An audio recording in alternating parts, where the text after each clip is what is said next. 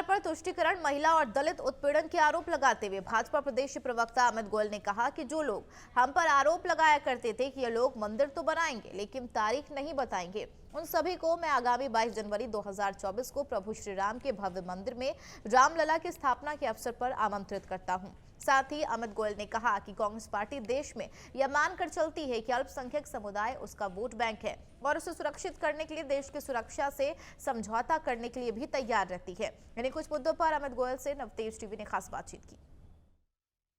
राजस्थान में चुनावी रणभेरी बच चुकी है और दोनों ही प्रमुख पार्टियां अपना अपना पूरा जोर लगा रही हैं। कांग्रेस की 5 सूचियां आ चुकी हैं, बीजेपी के 124 उम्मीदवार घोषित हो चुके हैं। ऐसे में तमाम पार्टियां अपना अपना पक्ष रख रही हैं। अब आज हम खड़े हैं प्रदेश भाजपा कार्यालय में, प्रमुख प्रवक्ता अमित गोयल जी हमारे साथ मौजूद हैं। सर, एक बहस चल पड़ी है इन विधानसभा चुनावों में तुष्टीकरण और संतुष्टीकरण की, क्या कहना चाहेंगे? देखिए, पूरे देश को ये पता है कि जब मोदी जी ने 2014 में देश की सत्ता पर काबिज हुए तो उन्होंने कहा मैं प्रधान सेवक हूँ, और उस प्रधान सेवक ने कहा कि देश की तिजोरी पर कोई पंजा नहीं पड़ने दूंगा, और 9.5 साल में कोई पंजा पड़ने नहीं दिया। और साथ में भारत की जनता का जो आत्मविश्वास डगमगाया हुआ था कि हमारे देश का क्या होगा, देश किस ओर जा रहा है। चारों ओर आप देखिए, देश में जहाँ देखो बम धमाके होते थे, आतंकवाद की घटनाएं होती थी, भ्रष्टाचार के रोज़ अखबार भ्रष्टाचार से रंगे रहते थे। मोदी जी के आने के बाद में उन सब चीज़ों पर विराम लगा, क्योंकि कांग्रेस सरकार के समय पर जो नीति थी वो नीति वोट बैंक की आधार पर नीति तय होती थी, और मोदी जी की नीति रही सबका साथ, सबका विकास, सबका विश्वास, सबका प्रयास, सबको साथ लेके चलना, कोई भेदभाव नहीं।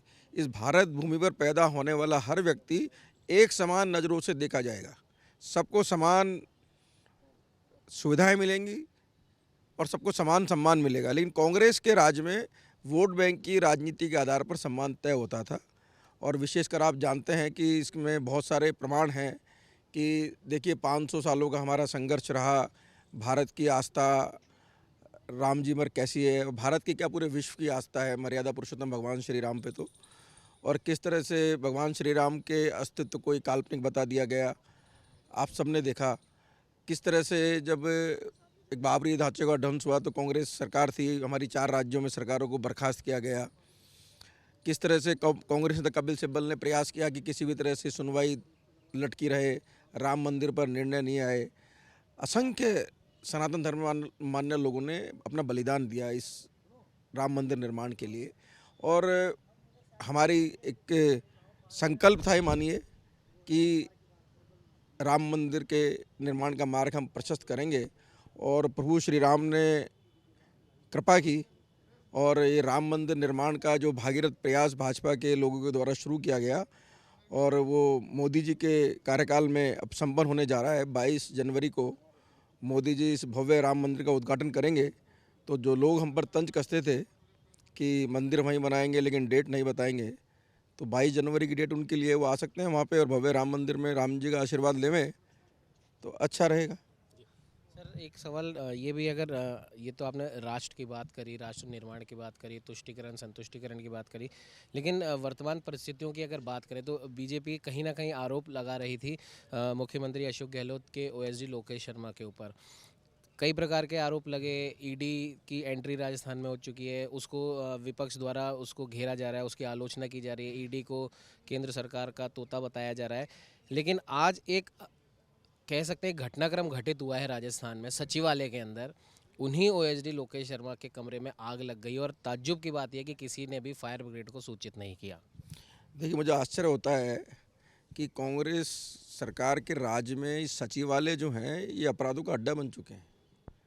कभी पीसीसी कार्यालय में तो आग लगी और कुछ जल गया ऐसा सुनाई नहीं दिया हमको, लेकिन कांग्रेस की सरकार अब जाने वाली है, उनको पता है कि कांग्रेस सरकार जा रही है, तो काले कारनामे को जला दिया गया है।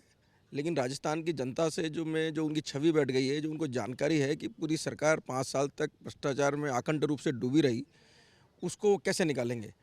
दूसरा, आप ये देखिए कि भ्रष्टाचार के मामले ही नहीं है, और बहुत सारे ऐसे मामले हैं जो राजस्थान की जनता इस बात के लिए अपना विचार तय करके बैठी है कि 25 नवंबर को कांग्रेस सरकार की राजस्थान से विदाई करनी है। और आप ये देखिए, यही कांग्रेस सरकार में सरकारी कार्यालयों की स्थिति है कि अभी कुछ दिन पहले एक कार्यालय में कई किलो सोना और करोड़ों रुपए नगद मिले, सरकारी कार्यालय के में बंद अलमारी से निकला, तो पूरी तरह से एक्सपोज सरकार है। कांग्रेस के मंत्रियों ने बाकायदा बयान दिया है, विधायकों ने बयान दिया है कि हमारी सरकार के मिनिस्टर्स ने 500 करोड़ का भ्रष्टाचार किया है, और लगातार कांग्रेस के विधायक मुख्यमंत्री जी को पत्र लिखते रहे इस विषय को लेकर, लेकिन मुख्यमंत्री जी के कान भी सिक्कों की खनक से बंद थे। और दूसरा, उन्होंने पहले ही वैसे घोषणा कर दी थी मुख्यमंत्री जी ने कि भाई मैं अपने विधायकों का एहसान उतारूंगा जिन्होंने सरकार बचाई है। तो मुख्यमंत्री जी ने राजस्थान की जनता का तो कोई एहसान उतारा नहीं है, लेकिन विधायकों का एहसान उतारे हैं, और उन्हीं विधायकों का एहसान का असर है कि आप देखिए अभी तक कांग्रेस की सूची में कितनी लड़ाई चल रही है, सरफुटअव्वल चल रही है। तो कुल मिला के राजस्थान की जनता को 5 साल पीछे कर दिया है, राजस्थान को गहरे अंधकार के गड्ढे में डाल दिया है। और अब 25 नवंबर के बाद 3 दिसंबर का इंतजार रहेगा। निश्चित रूप से राजस्थान को इन सारी मुसीबतों से दूर निकालेंगे, और एक विकसित राजस्थान का जो हमारा सपना है, विकसित भारत के सपने में जो विकसित राजस्थान की भूमिका है, उस पर हम काम करेंगे। सर वैसे तो सचिवालय के जिस कमरे में आग लगी है वो सोशल मीडिया का कमरा कहलाया जा रहा है, वहाँ पे कुछ सॉफ्टवेयर जले हैं, कुछ दस्तावेज भी जले हैं, लेकिन क्या लगता है आपको कि लाल डायरी में जो बंद किस्से थे उन कुछ किस्से कहानियों में भी आग लगी है? देखिए, मैं भविष्य वक्ता तो नहीं हूँ, लेकिन मेरा ये मानना है कि हर आदमी के पास राजस्थान सरकार के कारनामों की लाल डायरी है, हर व्यक्ति के पास है। किसी के पास कम है, किसी के पास ज़्यादा है। एक तो होती है काम की सरकार, और एक होती है कारनामों की सरकार। राजस्थान की सरकार कारनामों की सरकार है, और पिछले 5 साल से इन्होंने ऐसे ऐसे कारनामे किए हैं। अगर बात की जाए, राजस्थान बेरोजगारी में नंबर 1 है। आप देखिए किन की चीज़ों में नंबर 1 है। महिला अपराध में राजस्थान नंबर 1 है, दलित अपराध में राजस्थान नंबर 1 है, भ्रष्टाचार में राजस्थान नंबर 1 है। कुल मिला के आप देखिए कांग्रेस के शासनकाल में कितनी तेज़ी से राजस्थान नंबर 1 हुआ है किन किन चीज़ों में। आप ये देखिए, किसी राजस्थान ऐसा पहला राज्य है जिसने पिछले 5 साल में लगभग 2.5 लाख करोड़ रुपए का कर्जा स्टेट पर बढ़ा दिया है। 2018 तक 3 लाख करोड़ था, और 5 साल में 5.5 लाख करोड़ का हो गया। और सबसे बड़ी बात है कि राजस्थान की जनता को नीचे तक को डिलीवर नहीं हुआ। आप इस बजट में जो आप उधार लेते हैं, इस उधार को लेकर आप भ्रष्टाचार करते हैं। आप 5-5 रुपये के मास्क 30-30 रुपये में खरीदते हैं। आप 35-35 हज़ार कंसनट्रेटर 1-1 लाख रुपए में खरीदते हैं। आप मोबाइल बांटने में भ्रष्टाचार करते हैं। आप साइकिल देने में भ्रष्टाचार करते हैं। आप अन्नपूर्णा जो फूड पैकेट बांटते हैं उसमें आप भ्रष्टाचार करते हैं। जानवरों को खिलाने का सामान जनता को भर के दे देते हैं आप लोग। तो कुल मिला के आप ये देखिए, आप ये देखिए वो पाइपलाइन की घटना आई थी, जहाँ लोहे के पाइप डालने थे, प्लास्टिक के पाइप डाल दिए। एक रेन गेज होती है, उसे 6 गुना दर पे खरीदा गया। तो पूरी सरकार ने राजस्थान की जनता का हक लूटा है कांग्रेस सरकार ने। तो हर व्यक्ति के पास इनके कारनामों की लाल डायरी है, और उसका हिसाब किताब चुकता करने का समय बहुत नज़दीक है, निश्चित रूप से होगा।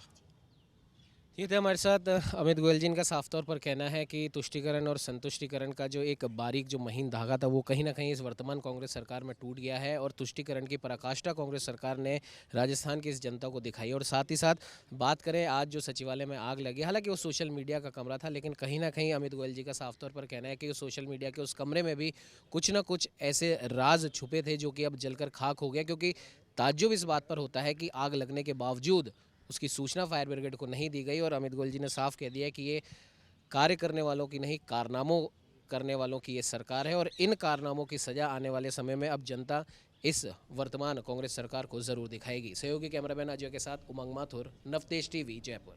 देश और दुनिया की हर बड़ी खबर के लिए सब्सक्राइब करें नवतेज टीवी, और पल पल के अपडेट्स के लिए बेल आइकन को दबाना ना भूलें, क्योंकि आपकी खबरों का भरोसेमंद साथी है नवतेज टीवी।